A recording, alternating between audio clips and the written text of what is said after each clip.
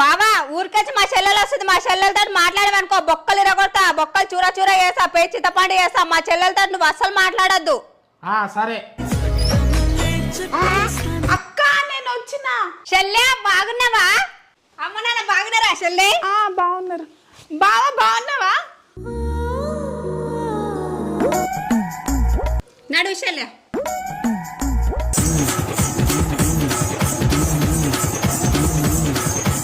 అక్క నేను పోయి వస్తా. బావా నేను పోయి వస్తా. బావా ఇక్కడదా? అమ్మా అమ్మా అబ్బా అమ్మా అబ్బా ఎందుకు ఇంతగానం కొట్టినవే? మీ చెల్లెతో మాట్లాడలేను కదా నేను.